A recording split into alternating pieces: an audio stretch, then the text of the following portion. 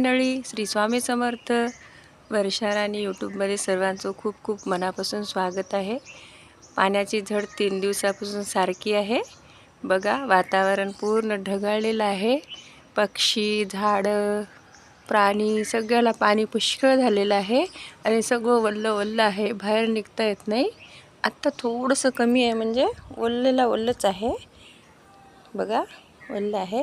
रात्रभर सारखा पाऊस पडलेला आहे. पाणी सगळीकडे जमा झालेलं आहे. हे बघा, पूर्ण पाणी पडून पूर्ण जमा झालेलं आहे. बघा, पाणी पुष्कळ झालेलं आहे आमच्याकडे. तर आता जास्त पाणी आता नको वाटते, कारण सगळीकडे पाणी जमा झालेलं आहे. बघा, खेड्यागावामध्ये कसं असं डोपऱ्यासारखं जमा आहे, असं पाणी जमा आहे. इकडे तिकडे रोडच्या साईडला तिकडे पण पुष्कळ पाणी जमा झालेलं आहे. बघा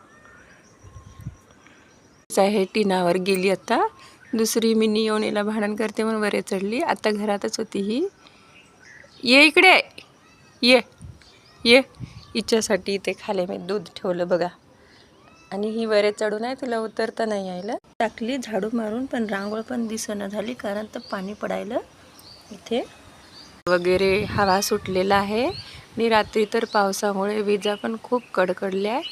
काही जणांचे स्टॅपलर उडून गेले, तर काही जणाचं चार्जर गड्डे उडून गेले. तर बघा, आणि करंट कमी जास्त व्हायला त्यासाठी पोलवर थोडासा विस्तू झाला होता, त्यासाठी रात्री करंटच नव्हता. आणि आता हे पावसाचे दिवस आहे ना, केव्हा करंट जाते आणि केव्हा येते माहिती नाही आहे. बरोबर आहे ना. सकाळ अशी सुरुवात होते माझी. गॅसवर दूध गरम करायला ठेवले आहे. आता बघा, वगैरे घासून घेतली आहे. थोडीशीच होते, मी रात्री साफ करते सर्व. गॅस वगैरे मी याच्यामध्ये लावून टाकलेले आहे, म्हणजे सुकल्यानंतर लावलेलं आहे. पहिले सकाळ होते, म्हणजे सकाळी उठल्यानंतर मी घराला झाडू मारते.